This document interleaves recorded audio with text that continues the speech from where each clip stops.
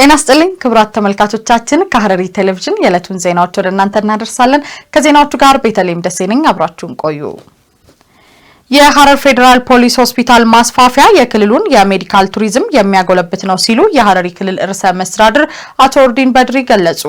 ርዕሰ መስተዳድሩ የሐረር ፌዴራል ፖሊስ ሆስፒታል ማስፋፊያ ግንባታ አፈጻጸም ሂደትን ተመልክተዋል። ገዛኸኝ አራጌ የፌዴራል ፖሊስ ሆስፒታል ማስፋፊያ ፕሮጀክት የክልሉን የሜዲካል ቱሪዝም ይበልጥ የሚያጎለብት ነው ሲሉ የክልሉ ርዕሰ መስተዳድር አቶ ኦርዲን በድሪ ገለጹ። ርዕሰ መስተዳድሩ የሐረር ፌዴራል ፖሊስ ሆስፒታል ማስፋፊያ የግንባታ አፈጻጸም ሂደትን ተመላክተዋል። ርዕሰ መስተዳድሩ በጉብኝታቸው የሪፈራል ሆስፒታሉን ግንባታ በተያዘለት የጊዜ ገደብ ለማጠናቀቅ እየተሰራ ስለመሆኑ ማየታቸውን ገልጸዋል። የሆስፒታሉ ማስፋፊያ ግንባታ ተጠናቆ አገልግሎት መስጠት ሲጀምር የሕክምና አገልግሎቱን ወደ ተሻለ ደረጃ የሚያደርስ መሆኑን ነው የተናገሩት።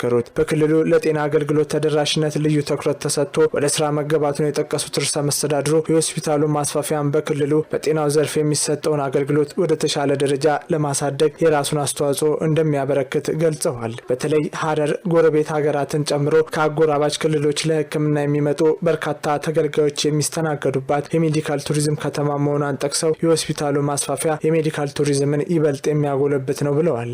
ማስፋፊያ ፕሮጀክቱ ጥሩ በሚባል አፈጻጸም ላይ እንደሚገኝ በማመላከት በፍጥነት ተጠናቆ አገልግሎት መስጠት እንዲችል የክልሉ መንግስት ድጋፍ እንደሚያደርግም ርዕሰ መስተዳድሩ አረጋግጠዋል። በክልሉ የፈሳሽና ደረቅ ቆሻሻን አያያዝ ላይ በቁርጠኝነት እየሰራ መሆኑን የሐረሪ ክልል አካባቢ ጥበቃ ባለስልጣን ገለጸ። ባለስልጣኑ የ2018 በጀት ዓመት የእቅድ አፈጻጸም ግምገማና የ2019 በጀት ዓመት እቅድ ዝግጅት መርሃ ግብር ከሰራተኞቹ ጋር አካሂዷል። ትትና ተስፋዬ ዘገባውን አዘጋጅተዋለች። ሲሳይ ዘሪሁን ተጨማሪውን ያቀርበዋል።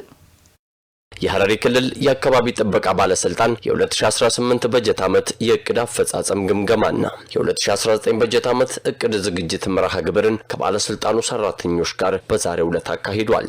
በመድረኩም በፈሳሽና ደረቅ ቆሻሻ አያያዝ ላይ በቁርጠኝነት እየሰራ እንደሚገኝ ቢሮው ገልጿል።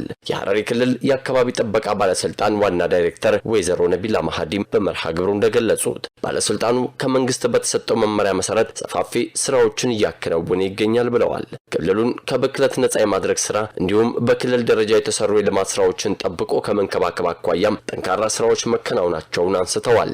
በተለይም ይላሉ በግልና በመንግስት የልማት ድርጅቶች እንዲሁም የአገልግሎት ሰጪ ተቋማት ላይ የፈሳሽ ቆሻሻ አወጋገድን በተመለከተም ጠንካራ ክትትል መደረጉን አንስተዋል። የቢሮ ኃላፊው አክለውም በ2018 በጀት ዓመት እንደ ላስቲክ አዋጅን ተፈጻሚ ከማድረግና ሌሎች ስራዎችን ከመስራት አኳያ ብሎም የቆሻሻ ስርጭትን ከመከላከል አኳያ ወደ 500 ሺህ ብር የሚጠጋ ገቢ ማስገባት መቻሉንም ጠቅሰዋል። እንድሮ እንደሚታወቀው እንግዲህ ከፕላስቲክ አዋጁ ጋር ከብክለቱ ጋር አንድ ላይ በቅጣት እንኳን ለክልል ገቢ ያደረግነው ኦልሞስት ከ500 ሺህ ብር በላይ ከግማሽ ሚሊዮን ብር በላይ ነው።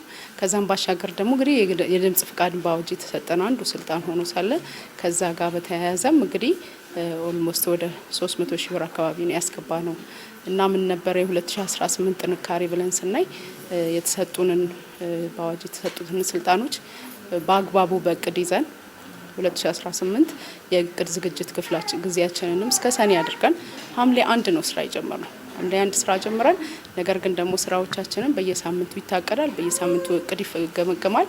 ክፍተቶችን ከስር እየሸፈንን በርካታ 2018 ስራዎችን የሰራንበት ሁኔታ አለ። በባለስልጣን ውስጥ ሲታዩ የነበሩ ችግሮች ደንቦች አለመጽደቃቸውና ህጋዊ ግብአቶች መዘግየታቸው ደግሞ በስራው ላይ እንቅፋት መፍጠሩን የታየ ክፍተት መሆኑን አንስተዋል። ይህንን ማነቆ በ2019 በጀት ዓመት እቅዳችን ውስጥ አካተን በመፍታት እቅዱን በ7 ዘርፎች ከፍሎ ደግሞ ወደ ስራ ለማስገባት እየተንቀሳቀሱም እንደሚገኙ አስረድተዋል። በ2018 ግን ትንሽ ተግዳሮት የሆነብን በተቋማችን ላይ የነበረው ደንብ ያለመጽደቅና በአግባቡ የህግ ማዕቀፎቻችን ትንሽ ያው በነበረበት አንዳንድ የመዘግየት ችግር 2018 እንግዲህ በተፈለገው ልክ ያልሄድበት አጋጣሚዎች አሉና 2019 ግን እንደው ሰራተኛውም ኢቭን ደግሞ ህግ አውጪውም ህግ አስፈጻሚውም ህግ ተርጓሚውም ሁሉም አንድ ላይ ተባብሮ 2019 ደግመን ደግሞ መንግስት ሆነን የመጣንበት አካሄድ ነው ያለን። እንግዲህ መንግስት ማለት ህዝብ ነው፣ ህዝብ ማለት መንግስት ነውና ከዛ ጋር ያይዘን የ5 ዓመቱን እቅድ በአግባቡ አውቀን ወደ 3 አመት 1 አመት እያልን በሳምንትን ከፍለን በአግባቡ ስራዎችን መስራት ያለብን። በመጨረሻም የባለስልጣኑ የ2019 እቅድን የበለጠ ለማሳካት እንደሚሰራ ገልጸዋል። በመርሃ ግብሩ ላይ በግንዛቤ ማስጨበጥ ዘርፍ ላደረጉት አስተዋጽኦ ለሐረሪ ብዙሃን መገናኛ ኤጀንሲና ለባለስልጣኑ ሰራተኞች የእውቅናና የሰርቲፊኬት መስጠት መርሃ ግብር ተካሂዷል። ለሀገር ግንባታ የሚረዱ ትክክለኛና አስተማማኝ መረጃዎችን ከመሰብሰብ አኳያ የመንግስት ሴክተሮች ቅንጅት ከፍተኛ ሚና እንዳለው ተገለጸ። የኢትዮጵያ ስታቲስቲክስ አገልግሎት የሐረር ቅርንጫፍ ለሐረሪ ክልል የመንግስት ሴክተር አመራሮች በመረጃ አሰባሰብ ዙሪያ የግንዛቤ ማስጨበጫ ስልጠና ሰጥቷል። አብዲ ኡስማን ዘገባውን አዘጋጅቶታል። አዩብ ካዛሊ የኢትዮጵያ ስታቲስቲክስ አገልግሎት የሐረር ቅርንጫፍ ለሀገር ግንባታ የሚረዱ አስተማማኝ የመረጃዎች መሰብሰብ በሚቻልበት ሁኔታ ዙሪያ ለሐረሪ ክልል የመንግስት ሴክተር አመራሮች የግንዛቤ ማስጨበጫ ስልጠና ሰጥተዋል። በስልጠናው መርሃ ግብር የመክፈቻ ንግግር ያደረጉት በኢትዮጵያ ስታቲስቲክስ አገልግሎት የመረጃ ቅንጅትና ጥራት አስተዳደር ዋና ስራ አስፈጻሚ አቶ ፍቃዱ አስራት ስታቲስቲክስ የሀገራዊ እቅድ አጀንዳዎችን ለማስተናገድና የሀገርን እድገት ከግብ ለማድረስ ወሳኝ ሚና እንዳለው ገልጸዋል። ለዚህም በስልጠና የዳበሩና ብቁ የሆኑ ባለሙያዎች እንዲሁም በዘመናዊ ቴክኖሎጂ የተደገፉ ትክክለኛና ጥራት ያለው መረጃዎች አስፈላጊ በመሆናቸው የስልጠና ወሳኝ መሆኑን አስረድተዋል። ስታቲስቲክስ ለሀገራዊ የልማት አጀንዳዎች እቅድ ክትትልና ግምገማ ሀገሪቷ ቅድሚያ የሰጠቻቸውን የልማት አጀንዳዎች ለመፈጸም በሀገራችን ህዝቦች መካከል ያለውን እድገት ለመለካት ታለመውንም ዓላማ ግብ የተሳካ መሆኑን ለመለካት የስታቲስቲክስ ሚና እጅግ ከፍተኛ ነው። በመሆኑም በስራው ላይ የተሰማሩ በየሴክተሩ የተሰማሩ ባለሙያዎች በየጊዜው የሚሰበስቧቸውን፣ የሚጠቀሟቸውን፣ የሚያመነጯቸውንና የሚያስቀምጧቸውን የስታቲስቲክስ መረጃዎች እንደዚሁም ደግሞ የስታቲስቲክስ አመራር ላይ የመረጃ ጥራት ላይ የስታቲስቲክስ መሰረታዊ መርሆች ላይ የስታቲስቲክስ የቴክኖሎጂ አጠቃቀም ላይ በጣም ሰፊ የሆነ አንደኛ የግንዛቤ ማስጨበጫ፣ ሁለተኛ ደግሞ በሴክተሮች መካከል ያለውን የመረጃ ጥራት በየጊዜው ለማሻሻል የአቅም ግንባታ ስልጠና ነው ማለት ነው። ዋና ዓላማው ይሄ። የኢትዮጵያ ስታቲስቲክስ አገልግሎት የሐረር ቅርንጫፍ ኃላፊ አቶ ሙክታር ጀማል በበኩላቸው የስልጠናው ዋና ዓላማ በሀገር ግንባታ ሂደት ውስጥ የሚፈለጉ የዳታ መረጃዎችን አስተማማኝ፣ ትክክለኛና ጊዜያቸውን የጠበቁ አድርጎ መሰብሰብ በመሆኑ የመንግስት ሴክተሮች የኢትዮጵያ ስታቲስቲክስ አገልግሎትን ዓላማ ከግብ ለማድረስ በቅንጅት በጋራ እንዲሰሩ ለማስቻል መሆኑን ገልጸዋል። የስልጠናው ዓላማ ስታቲስቲክስ እንደ ስታቲስቲክስ በጋራ ነው የሚሰበስበው። ሀገራዊ መረጃ ነው የሚፈለገው። እነዚህ የሚሰበሰቡ መረጃዎች ደግሞ የግድ ጥራታቸውና ወቅታቸውን ጠብቆ መሰብሰብ ስላለባቸው እነዚህ ከመረጃ ጋር ግንኙነት ያላቸው ተቋማት ደግሞ የመረጃውን ዓላማ በምን ሁኔታ መሰብሰብ እንዳለበት ወቅቱንም ጠብቆ በጋራ ተቀናይተን ጥራቱንና ወቅቱን የጠበቀ መረጃ ለመሰብሰብና ሀገሪቱ ለምትወስነው ውሳኔዎች ትክክለኛው መረጃ ለማቅረብ በጋራ ትብብር አድርገን የአቅም ግንባታ እየተሰጣጠን በዛ መልኩ ለመቀጠል ነው የዛሬ ስልጠና ዋና ዓላማ የተሰጠበት ያለው። ኃላፊው አክለውም የስልጠና ከ30 በላይ ለሚሆኑ የሐረሪ ክልል የመንግስት ሴክተር አመራሮች የተሰጠ መሆኑን በመግለጽ እነዚህ ተቋማት ለሀገር ግንባታ የሚሆኑ የዳታ መረጃዎችን በመሰብሰብ ረገድ ከስታቲስቲክስ ጽሕፈት ቤት ጋር ቀጥተኛ ትስስር ያላቸው መሆናቸውን ጠቁመዋል። የስልጠናው ተሳታፊዎች ያገኙትን ግንዛቤ በመጠቀም በቅንጅት በማቀድ ለሀገር ግንባታ የሚረዱ መረጃዎችን በማቅረብ ረገድ በጋራ መስራት እንዳለባቸው አሳስበዋል። ከነዚህ ተሳታፊዎች የምንጠብቀው አንድ ግንዛቤ እንዲያገኙ ነው። መረጃ አስፈላጊነትና ዓላማው በደንብ እንዲረዱ ነው። ከዛ ውጪ እነዚህ መረጃዎች ራሳቸው ምን ያህል ጥቅም አላቸው፣ ምን ያህል ጉዳት አላቸው ብሎም ያውቃሉ። ተጨማሪ ደግሞ የተለያየ ሶፍትዌር ላይ ስልጠና ይሰጣል። ባለሙያዎች አሉ። ወደ 6-7 ባለሙያዎች ከዋና ቢሮ የመጡ ሁሉም የራሱ BGIS አለ። በሌሎች ሶፍትዌሮችም ስልጠና ስለሚሰጥ እነዛ ሶፍትዌር ላይ አጠቃቀሙን ዳታዎችን በራሳቸው ወይ መልኩ አናሊስ ካረጉ በኋላ ደግሞ ያንን ለውሳኔ ሰጪዎች ማቅረብ ሲችሉ በምን መልኩ ማቅረብ እንደሚችሉ ትኩረት ይሰጣል ማለት ነው። ያንን ጥቅም ይሰጣል። ሌላ ደግሞ ኦልሬዲ መስሪያ ቤቶች እርስ በራሳቸው የመደጋገፍ አቅሙ ተላምዶ ቀጣይ በጋራ የሚሰራቸው ስራዎች ቀድመን በጋራ አቅደን እንድንጓዝ ያደርጋል ማለት ነው። መሰል የአቅም ግንባታ ስልጠናዎች በቀጣይም በስፋት እንደሚሰጡም ተገልጸዋል።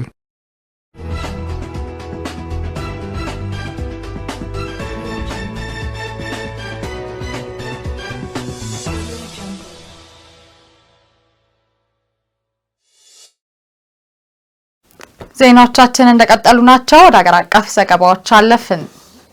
የሚኒስትሮች ምክር ቤት በዛሬው ዕለት የተለያዩ ውሳኔዎችን አሳለፈ። ምክር ቤቱ በዛሬው ዕለት ባካሄደው 57ኛ መደበኛ ስብሰባ ላይ ነው ውሳኔዎቹን ያሳለፈው። ምስክር ለማ ተጨማሪ ሀገር አቀፍ ዘገባዎችን በተከታይነት ታቀርብልናለች።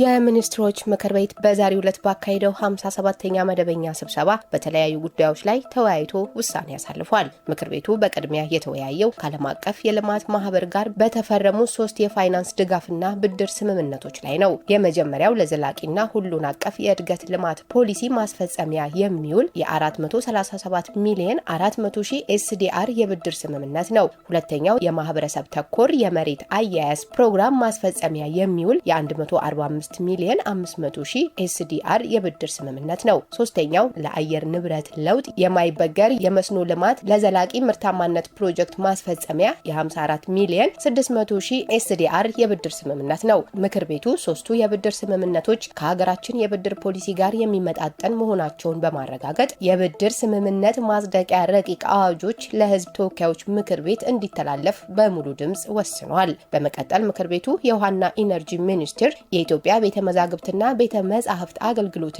የትምህርት ምዘናና ፈተናዎች አገልግሎት ተቋማት ለሚሰጣቸው ልዩ ልዩ አገልግሎቶች የሚከፈሉ የአገልግሎቶች ክፍያዎችን ለመወሰን በቅርቡ ረቂቅ ደንቦች ላይ ተወያይቷል። ተቋማቱ ለሚሰጧቸው አገልግሎቶች በውስጥ ገቢ የሚሸፈኑ ወጪዎችን ከአገልግሎት ተጠቃሚዎች በሚሰበስበው የአገልግሎት ክፍያ ለመሸፈን እንዲችሉ የአገልግሎት ተጠቃሚውን አቅም ባገናዘበ መልኩ አገልግሎት በጥራት መስጠት የሚያስችል ስርዓት መዘርጋት እንዲያስችሉ ረቂቅ ደንቦች ተዘጋጅተው ለምክር ቤቱ ቀርበዋል። ምክር ቤቱም በረቂቅ ደንቦች ላይ በሰፊው ከተወያየ በኋላ ግብአቶችን በማከል በፌዴራል ነጋሪት ጋዜጣ ታትመው ከወጡበት ቀን ጀምሮ በስራ ላይ እንዲውል በሙሉ ድምጽ ወስኗል። በቀጣይም ምክር ቤቱ ውይይቱን ያደረገው ለኒው ዴቨሎፕመንት ባንክ መቋቋሚያ ስምምነት የአባልነት ማጽደቂያ ረቂቅ አዋጅ ላይ ነው። ምክር ቤቱም በጉዳዩ ላይ በሰፊው ከተወያየበት በኋላ ግብአቶችን ባማከለ ወደ ህዝብ ተወካዮች ምክር ቤት እንዲተላለፍ በሙሉ ድምጽ ወስኗል። ሌላው ምክር ቤቱ የተወያየበት አጀንዳ የኮንስትራክሽን ኢንዱስትሪ ረቂቅ ፖሊሲ ነው። ምክር ቤቱም በፖሊሲው ላይ በሰፊው ከተወያየበት በኋላ ግብአቶችን በማከል በምክር ቤቱ ከጸደቀበት ከዛሬ ሰኔ 19 ቀን 2018 ዓ.ም ጀምሮ በስራ ላይ እንዲውል በሙሉ ድምጽ ወስኗል። በመጨረሻ ምክር ቤቱ የተወያየው የከተማ ልማት ረቂቅ ፖሊሲ ላይ ነው። በ1997 ዓ.ም ወጥቶ ላለፉት 2 አስርት ዓመታት በስራ ላይ በቆየው የከተማ ልማት ፖሊሲ በከተሞች የመልካም አስተዳደር ችግሮችን ለመፍታት ከተሞች በኢኮኖሚ ተወዳዳሪ እንዲሆኑ አገልግሎት አሰጣጡ ቀልጣፋ እንዲሆን የገጠርና ከተማ እንዲሁም የከተማ ትስስር እንዲጠናከር መሰረተ ልማትና የተለያዩ ማምረቻና አገልግሎት ሰጪ ተቋማት እንዲስፋፉ በተደረገው ጥረት ውጤቶች የተመዘገቡ ቢሆንም ክፍተቶችም የነበረበት ስለሆነ የነባሩን ፖሊሲ ክፍተቶች ለማረም ከቅርብ ጊዜ ወዲህ በከተሞች አካባቢ እየታዩ ያሉ አበረታች ለውጦችን ለማጽናትና የበለጠ ለማጎልበት የከተማ ልማት ፖሊሲ በአዲስ መልክ ተዘጋጅቶ ቀርቧል። ምክር ቤቱም በፖሊሲው ላይ በሰፊው ከተወያየበት በኋላ ግብአቶችን በማከል በምክር ቤቱ ከጸደቀበት ከዛሬ ሰኔ 19 ቀን 2018 ዓ.ም ጀምሮ በስራ ላይ እንዲውል በሙሉ ድምጽ ወስኗል።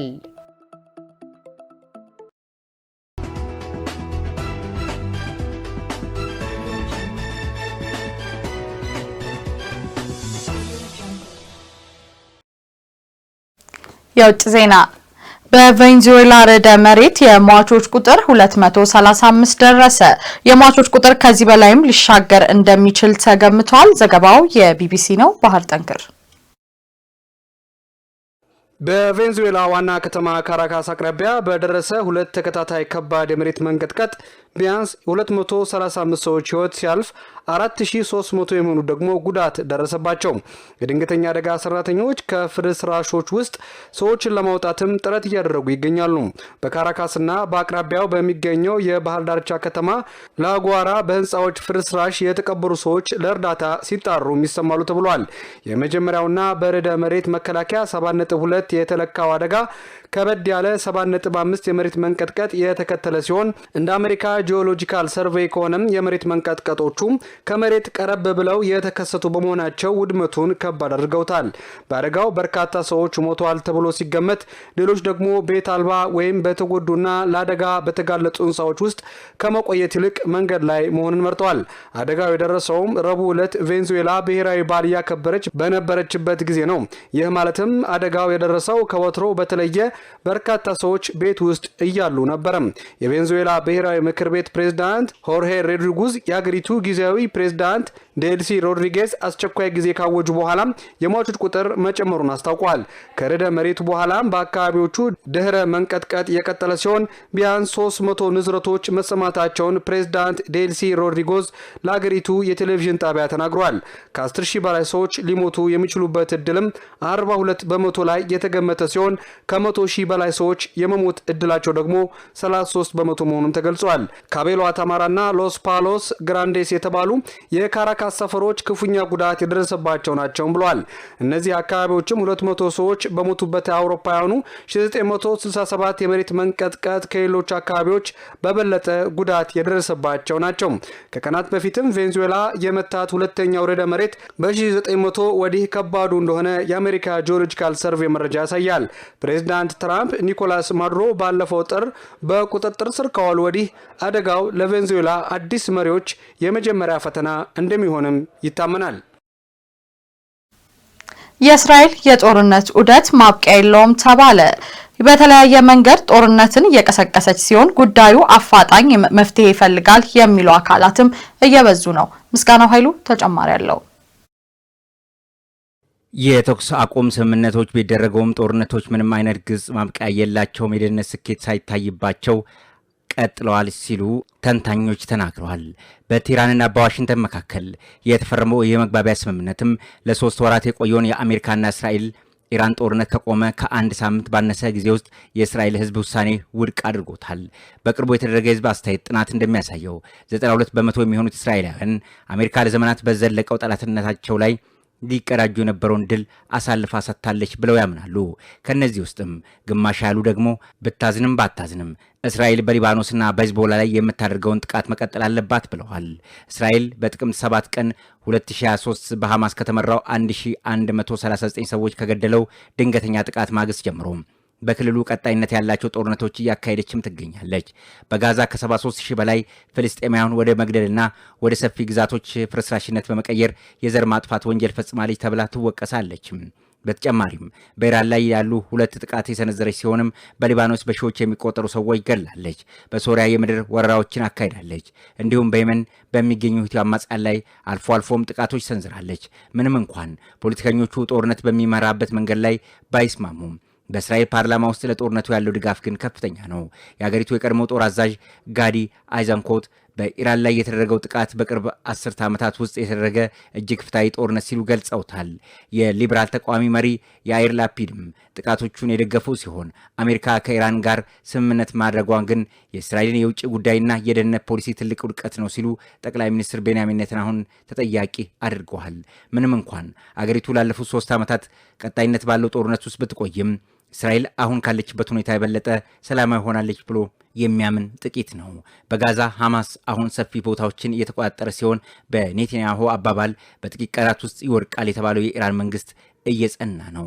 ተንታኞች እንደሚሉት ከሆነ ይህንን ዘላለማዊ የሚመስል የጦርነት ግፊት የሚያንቀሳቅሱ የእስራኤል ወቅታዊ ሁኔታዎች ከጥቅምት 7 ጥቃት በኋላ በህዝቡ ስነ ልቦና ላይ ያመጣው መሰረታዊ ለውጥ ናቸው ማለታቸውን አልጀዚራ ዘግቧል።